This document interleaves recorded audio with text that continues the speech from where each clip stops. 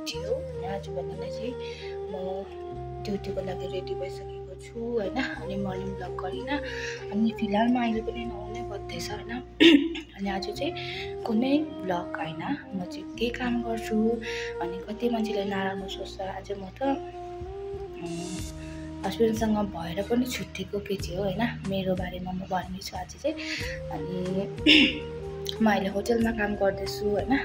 अनि त्यही भएर अहिले प्राय यहाँनिर यङ्स्टरहरू पनि अब हुन्छ नि हल्का करिब फ्यामिलीहरूको धनी पनि त अब आउँदैन हैन। अनि कतिजनाले प्रायःले होटल लाइनतिर काम गर्छ अनि कतिले 9 ड्रप आउट 10 ड्रप आउट भएर म अब काम गर्छु भनेर सोच्छ। तर केमा काम गर्नु त्यो उनीहरूलाई थाहा हुँदैन हैन। त्यहीमा सेयर गर्न आँटेको छु मैले चाहिँ। अनि मैले चाहिँ मेरो जर्नी स्टार्ट गरेको 2 वर्ष भयो हैन। 2 वर्ष अनेस्टली 3 वर्ष भनौँ न, 2023 देखि गरेको अनि अहिले 25 भयो हैन। अनि मैले चाहिँ मेरो फर्स्ट होटल नै यही हो, मतलब सबैभन्दा ठुलो अनि राम्रो बेस्ट फ्यामिली जस्तै माया दिने होटल चाहिँ एउटा अटो इन्टरनेसनल होटल हो हैन।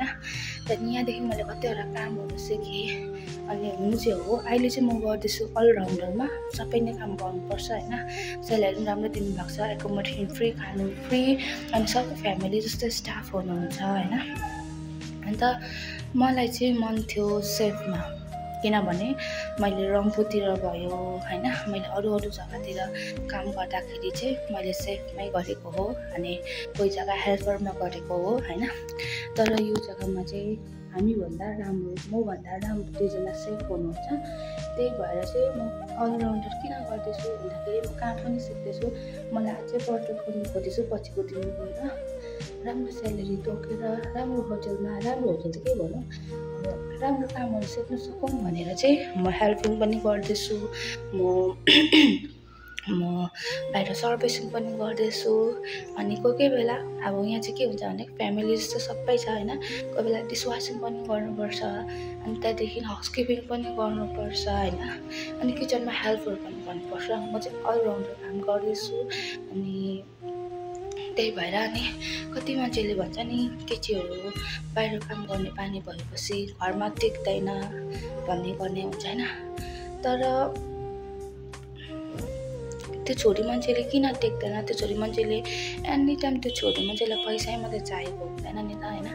कतिवटा अब कतिले सोच्छ होला कि हस्बेन्ड वाइफमा छुट्यो काम गर्दैछ यस्तो त्यस्तो, त्यो चाहिँ मलाई नै भन्छ होला। म किन गएँ त्यो मलाई मात्रै थाहा छ, मेरो हस्बेन्डले पनि बुझ्नु सकेको छैन होला हैन। यस्तो कुराहरू निकाल्नु हुँदैन पनि। र भए पनि म होटलमा काम गर्दैछु हैन। अनि नराम्रो काम गर्छ भने चाहिँ बिहान 9 बजे उठ्नुपर्छ हो। उठेर दिनै हुँदैन, कति अब हुन्छ नि कोही बेला दादाहरूले, म्यानेजरले, बारटेन्डरले, त्यहाँदेखि अब के भन्नु क्याफेको मान्छेले, सर्भिसिङको मान्छेले अनि कोही बेला किचनको सेफहरूले पनि गर्दैन हुन्छ हैन। अनि नराम्रो काम चाहिँ हामी यस्तो गर्छौँ है। अब यो चाहिँ हिजोको पार्टीको हो, यो धुनुपर्ने हुन्छ हैन।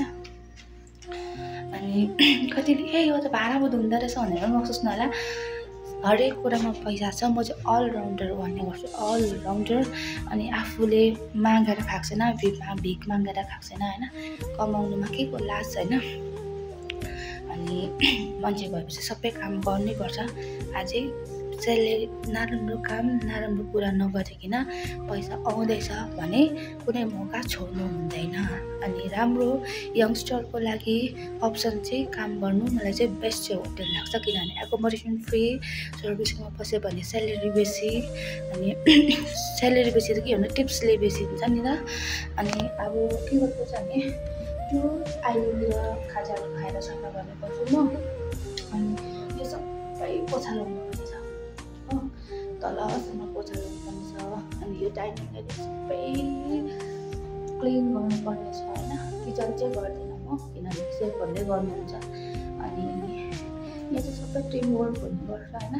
अनि यहाँको होटलमा आएर काम गर्नु चाहिँ मेरो लागि एकदम बेस्ट एक्सपिरियन्स। अनि एकदम खुसी पनि लाग्छ मलाई, किनभने आफ्नो फ्यामिली नै जतिको माया गर्छ, आफ्नो दाजु आफ्नो दिदी जत्तिकै बहिनी अब हुन्छ नि आफूले बहिनी भएर सानो मान्छे भएर यहाँ बसेर बस्नु चाहिँ मलाई एकदम राम्रो लागेको छ होइन। अनि तपाईँले के कसो सोच्नुहुन्छ होइन। त्यहाँदेखि एउटा कुरा मेरो चाहिँ फ्यामिलीमा म र मेरो छोरा छु होइन। अनि धेरै सोचेँ मैले अनि मेरो छोरा र मेरो आफ्नो फ्युचरको लागि मैले जेही काम गर्नु पर्यो भने पनि म गर्छु होइन। म त्यो मेरो छोराको लागि जस्तै काम गरेर नेगेटिभ काम छोडेर आफूले कमाइ खाने बाटो पायो भने चाहिँ म त्यो काम पनि गर्छु है। अनि कतिले नराम्रो सोच्छ डिभोर्स भएको केटीहरूलाई होइन, नानी घरमा छोडेर काम गर्नेहरूलाई नराम्रो सोच्ने गर्छ।